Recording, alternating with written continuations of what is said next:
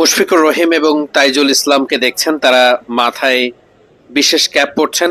Sanitised হওয়ার পরপরই তারা তামিম ইকবাল খানকে দেখার জন্য ভেতরে প্রবেশ করেছেন। আমরা যদি একটু শুরু থেকে ব্যাপারটা দেখার চেষ্টা করি, মুশফিকুর রহিম, মাহমুদুল্লাহ রিয়াদরা ম্যাচ শেষ করেই সরাসরি চলে এসেছেন হসপিটালে এবং সেখানে তামিম ইকবালকে দেখার জন্য আমরা আগের ভিডিওতেই কিন্তু দেখিয়েছি যে তামিম ইকবালের স্ত্রী তিনি এসে মাহমুদুল্লাহ রিয়াদকে ভেতরে নিয়ে গেছেন।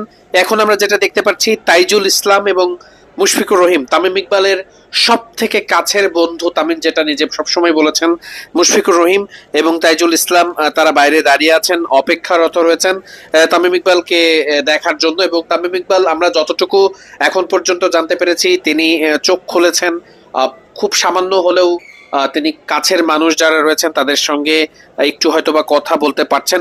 আমরা দেখতে পাচ্ছি মুশফিকুর রহিমকে ঠিক ভেতরে যাওয়ার জন্য যে প্রসিডিউর রয়েছে, স্যানিটাইজড হওয়ার ব্যাপার, সেগুলো সম্পূর্ণ করছেন।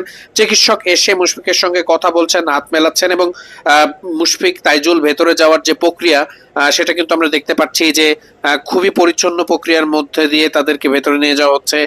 হাতে পায়ে যে আলাদা করে ক্যাপ পরানোর মাধ্যমে তাদেরকে স্যানিটাইজড করানো সহ সব প্রক্রিয়া শেষ করে কিন্তু মাহমুদুল্লাহ রিয়াদ যেমনটি গিয়েছিলেন ভেতরে, ঠিক তেমন ভাবেই মুশফিকুর রহিম এবং তাইজুল ইসলাম তাদেরকে ভেতরে নিয়ে যাওয়া হয়েছে।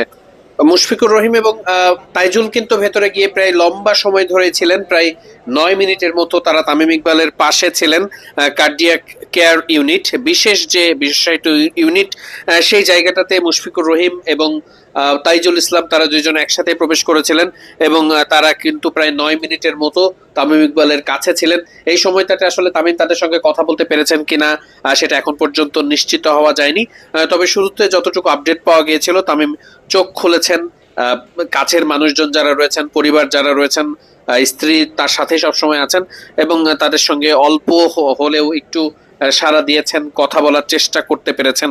এতটুকুই ছিল আসলে তখন পর্যন্ত আপডেট।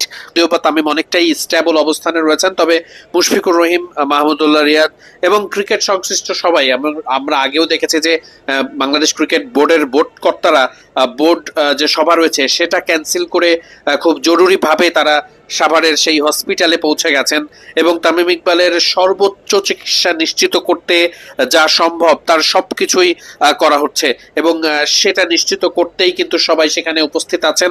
এবং মুশফিকুর রহিম, তাইজুল ইসলাম, মাহমুদুল্লাহ রিয়াদরা সহ তামিম ইকবালের সতীর্থ যারা রয়েছেন তারা সেখানে উপস্থিত আছেন এবং অনেকেই সোশ্যাল মিডিয়ায় পোস্ট দিয়ে দোয়া চাচ্ছেন এবং পুরো বিশ্বই এই ব্যাপারটা নিয়ে কিন্তু অনেক আলোচনা হচ্ছে। অনেক সাবেক